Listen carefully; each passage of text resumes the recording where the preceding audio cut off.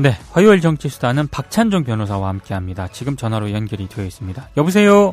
예, 안녕하십니까. 요즘 국정원 블랙리스트 파문, 그리고 이명박 정권 때 벌어졌던 이 블랙리스트 파문이 계속 확산이 되고 있는데요. 예. 어제는 소설가 황석영 씨, 방송인 김미화 씨가 진상조사위원회에 또 조사 신청까지 했더라고요. 이 앞으로 수사 과정이라든가 이런 걸 좀 어떻게 전망을 하고 계신지요?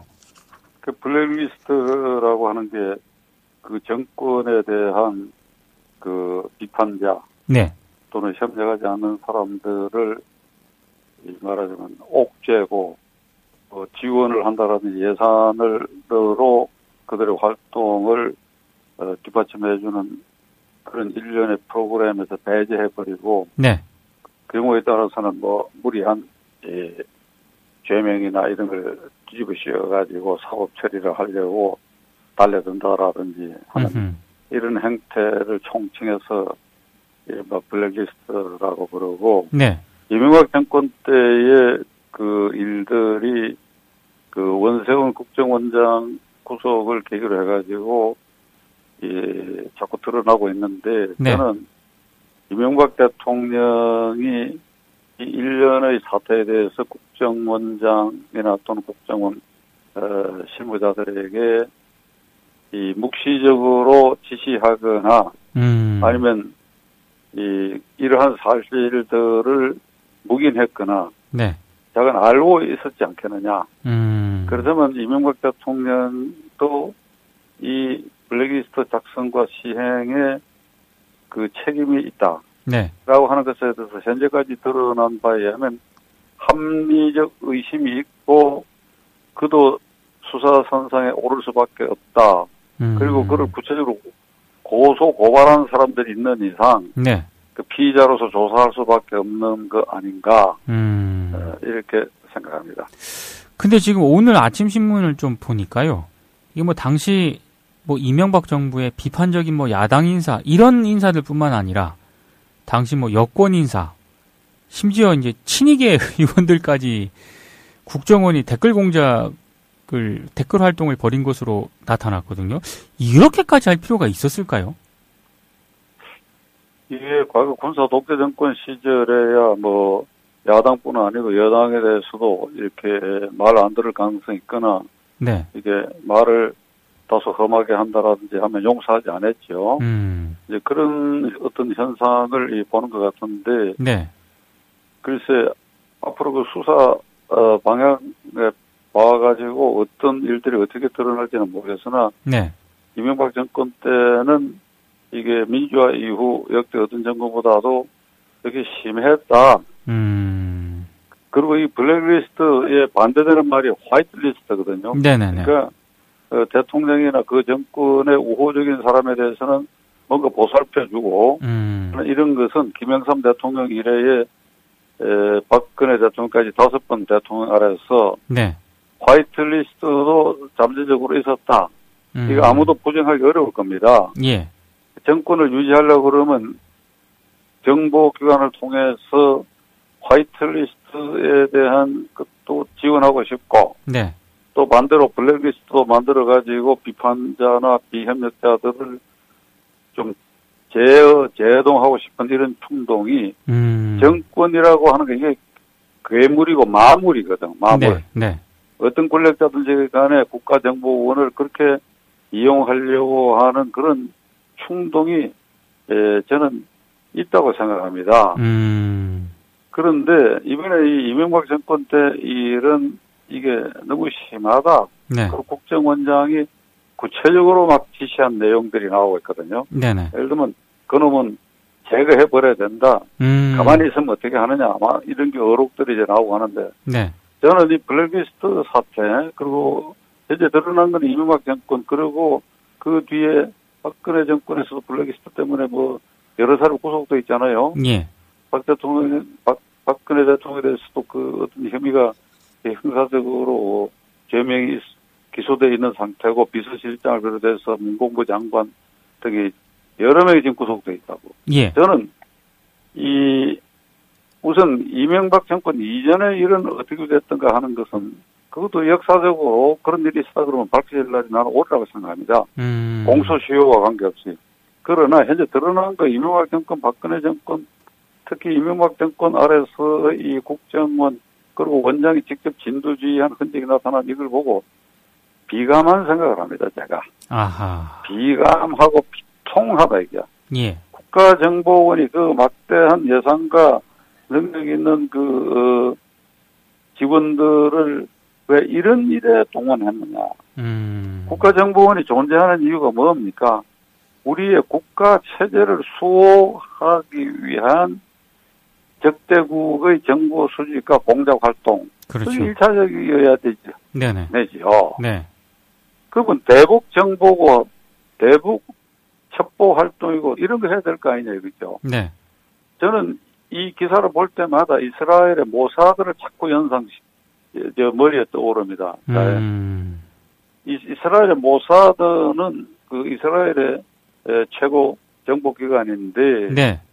700만 이스라엘이 2억이 넘는 아랍국에 둘러싸여 있습니다. 네. 30배가 넘는 아랍국에 둘러싸여 있는데 저 이스라엘을 지키고 있어요. 그런 가운데서 이스라엘이 핵 개발하고 실질적으로 핵 보유 국가를 만들고 예. 시리아라든지 적대 국가가 핵 개발하려고 하는 것을 원천적으로 가서 봉쇄해버려요. 가서 파괴해버리고. 네. 그리고 자기들에게 적대하는 아랍국의 지도자들을 암살해버리고. 아하. 그 텔아비브에 있는 모사드 본부 건물은 거기 저는 가보진 않았는데 네. 그 안내 책자를 보니까 그게 개방이 돼 있대요. 아래층은. 아하. 개방이 돼 있고 2층으로 올라갈 때는 이제 뭐 신분 통계를 하는 모양인데. 네. 그 정문 현관을 따라서 아래층은 뭐 개방해갖고 무슨 이런 자료실 같은 것도 있고 한 누구든지 들어갈 수 있다 그래요. 예. 근데 거기 딱 들어가면 그 흉상 하나가 뿌리로 만든 흉상 하나가 있는데. 네. 그게 코헨이라고 하는 모사드 요원의 흉상이야. 그 사람이 어떤 일을 했는가 하니까 60년대 말에 네. 시리아에 간첩으로 침투해 들어가서 시리아 지금 아사드 대통령 아버지인 아사드 1세 대통령일 때에 거기 국방 보좌관까지 올라갔어. 간첩인데. 간첩이 이스라엘 간첩이 적대국인 시리아의 대통령의 국방 보좌관이 돼가지고 국방장관으로 임명되는 거의 그 단계까지 갔는데 예. 간첩 활동하는 게 드러나가지고 다마스커스 시내에서 공개 처형을 당한 사람이 코헨입니다. 네. 이게 일종의 모사드의 군신으로 취급하고 있어요. 그러니까 그 모사드 직원들이 출퇴근하면서 그 선배들이 어떻게 이 활동을 하고 했느냐. 상징적으로 이 코헨 같은 사람이 한 사람뿐 아니고 수십 명이에요. 그렇게 그걸 늘 머리에 상기하면서 모사드 요원들은 이스라엘의 국가를 어떻게 지키느냐. 예. 이래서 오늘 이스라엘이 존립한다. 그리고 모사드는 말이죠. 예. 딱 그렇게 되도록 되어 있는 것이 그 모사드의 책임자, 예. 모사드의 사령관은 임기가 대체로 10년 전후야. 10년 전후. 법정 임기가 없지만은 그렇게 보장을 해요. 네. 그게 내각 책임자 국가지만은 수상이 함부로 모사드 책임자를 이게 교체할 수가 없어요. 예. 그만큼 정치적으로 독립돼 있고 오로지 국가 체제 유지에 생명을 바치고 일한다. 그러니까 이런 시스템과 그러한 정신으로 무장되어 있기 때문에 이스라엘이 지켜진다. 여기에 비해서 민국당, 예. 이 얘기 좀 설명이 조금 대단히 간략했지만은, 예. 그래 이스라엘의 모사드가 대체로 박 변호사 얘기 들으니까 그런데 그렇다면 예. 대한민국 국가정보원은 뭡니까 이게? 댓글 쓰고 있는 곳이죠. 댓글 쓰고 앉았고 정권 바뀔 때마다 대통령 비위 맞추고 말이죠. 네. 이제 내가 어느 대통령이라고 말하지 않겠습니다. 네. 이제 국가정보원이 이 사회 각계 정계 인사를 비롯해서 주요 인사들의 동향 보고 같은 거를 이제 보고를 올리니까. 네. 이게 재밌거든. 대통령 되기 전에 잘 몰랐던 걸 예를 들면 뭐 정치인 누구, 연예인 누구, 뭐 그다음에 기업가 누구, 그 이제 사생활이나 이런 게 이제 쭉 보고로 올라오니까 예. 재미가 있다 이 말이야. 그러니까 이제 국정원장 정례 보고할 때 그 보고서 그 조금 더 분량을 늘릴 수 없나. 이러다 보니까 이게 자꾸 늘어가는 거예요, 이게. 예. 대통령이 그거 보는 재미 푹 빠졌다고 하는 에피소드가 있는데, 그럼 역대 대통령이 누구라고 지칭 안 하겠는데, 예. 대체로 그랬다, 이거. 그러다 보니까 결국은 블랙리스트 사태도 생기고, 보이지 않는 화이트리스트도 있게 마련이고, 네. 그 국가정보원 돌리 본래의 그 목적에 합당하는 행동과 임무는 포기해가고 말아가지고 이게 MB 정권에 따라서는 극단적인 사태까지 생겼는데, 네. 자관 이게 사법적 어떤 결론이 나서 뭐 대통령 지낸 사람, 국가정보원 지낸 사람의 책임이 주어졌다고 한다면 예. 그 예산 낭비에 관한 민사적인 책임도 전부 씌워가지고 꼭 환수해야 될 것 같아요. 아하. 그러면 지금 이제 문재인 정권 아래서 이 국가정보는 뭐 국내 정보 뭐 없앤다고 그러는데 해외 정보만 한다고 그러는데 예. 과연 대북 정보를 모사도 수준으로 하고 있는지 궁금해요. 그것도 이 정권 지나봐야 알겠죠. 예. 알겠습니다. 그 정진석 자유한국당 의원이 고 노무현 전 대통령에 대해서 또 막말을 해서 논란을 좀 빚고 있는데요. 어제 이제 그 노건호 씨가 직접 고소를 하지 않았습니까? 이 상황을 좀 어떻게 보고 계십니까? 글쎄 아주 불행한 일인데 예. 스스로 생명을 끊은 전직 대통령이 다시 이렇게 그 10년 가까이 돼갖고 다시 이게 국민들의 그 눈과 귀에 다시 등장했다고 하면 대단히 불행한 일이고. 예. 그러나 정진석 의원이 노무현 대통령 이 자살의 원인을 부부싸움으로 인한 것이다. 이렇게 얘기한 것이 이게 문제를 더욱 확산시키고 있는 것 같아요. 예. 이게 참 말하기가 민망한데 노무현 전 대통령은 저와는 육촌 사돈 관계도 있고 뭐 부산서 같은 변호사도 했고 네. 또 민주당 할 때 동료였고 네. 동료라고 하지만 내가 선배였죠. 네. 그런 특별한 사이인데 다만 그거 뭐 대통령 될 때 내가 지지하거나 그러지 않아요. 안 한 것뿐이지 그가 예. 대통령 잘 되기를 늘 바라왔고 네. 그래서 그게 스스로 생명을 저렇게 끊은 것에 대해서 이게 참 가슴 아프고 그런데 이게 자꾸 논란이 되는 거. 근데 이게 노무현 대통령이 죽음에 이른 것은 결국 박영차 게이트 수사 때문이죠. 이게. 그 자신에 관한 어떤 의혹 그리고 그 비서 보좌관했던 사람들에 대한 의혹은 여러 사람이 이미 이렇게 구속돼 있었고, 네. 그리고 가까운 친인척에 관련된 일들이 수사 선상에 올라 있고 한 그런 단계에서 본인이 검찰 수사를 받고 난 다음에 스스로 목숨을 끊은 일이 있었기 때문에 예. 노무현 대통령의 자살은 박영차 게이트에서 비롯된 것이다. 이렇게 얘기를 했다고 한다면 이게 문제가 좀 달라졌을 거예요. 근데 지금 부부싸움 이렇게 뭐 정말 사실관계부터 좀 문제가 있는 그렇게 표현을 하지 않았습니까? 정진석 의원이. 그래서 이제 정진석 의원이 얘기하고 싶은 것은 노무현 대통령도 수사 대상에 올라가 수사를 받았고 거기 측근 보좌관들도 구속되고 가족까지 연루된 의혹의 조사 중에 그랬지 않았냐. 이명박 대통령에 대해서 이 블랙리스트를 캐는 것은 보복이고 의도적으로 하는 거 아니냐. 이걸 대비해서 얘기하고 싶었던 것 같은데. 예. 그러나 그러한 이 표현을 한 것은 겸손했다고 저는 생각합니다.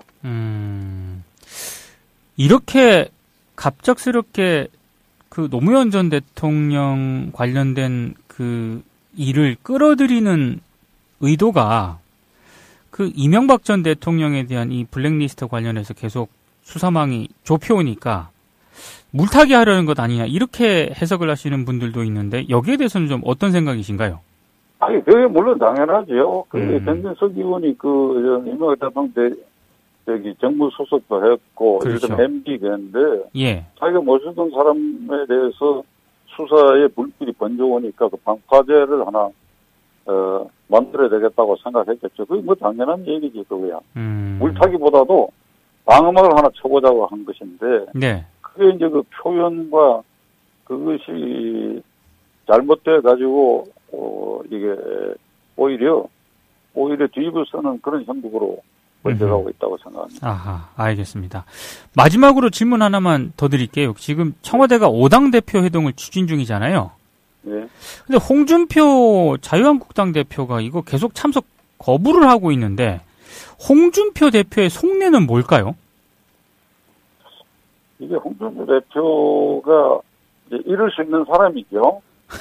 홍준표스러운 사람이니까. 네. 보통의 상식이나 일반적으로 정가에서 이 흐름에 따르는 말과 행동을 불쑥불쑥 안 하는 경우가 많은 거. 예. 이걸 이제 홍준표스럽다고 제가 방송에서 그 의의를 만들어냈는데. 네. 이 우리를 제1야당인 자유한국당을 문재인 정권은 적폐 세력으로 보고 있지 않느냐. 적폐. 네. 그 당신들은 적폐 세력이 아니고, 그러니까 우리는 적폐 세력이니까 적폐 세력이 아닌 당신들이 우리 적폐 세력을 때리고 있다 이거죠. 그런데 상종할 수 없는 적폐 세력을 왜 부르느냐? 예. 이렇게 얘기를 하는 것이죠. 그런데 네. 나는 이 경우에 말이죠. 좀 엉뚱하게 얘기를 해보려고 그럽니다. 문재인 대통령과 이 홍준표 대표가 어떻든 기본적으로 적대 관계가 가령 있다고 치더라도 네. 누가 도량이 넓은가 이걸 이번 기회에 내가 유의해서 보려고 그래요. 무슨 말인가 하면 네. 홍준표 대표 경우는 허허허허 웃으면서 나와 우리를 적폐 세력으로 치부해놓고도 대통령이 부르네. 그러면 나 가야지. 가서 할 말 해야지. 이럴 수 있어야 되고. 그렇죠. 문재인 대통령은 지난번에도 안 오겠다고 했는데 이번에도 안 오겠다고 하면 뭐 홍준표 대표 뭐 왜 이러십니까? 뭐 만나서 막걸리 한잔 합시다. 그 5명 오는데 오기 싫으시면 그럼 뭐 날짜를 따로 정할게 언제가 좋겠습니까? 이럴 수 있는 사람. 대통령도 그럴 수 있고 제1야당 홍준표 대표도 그럴 수 있는.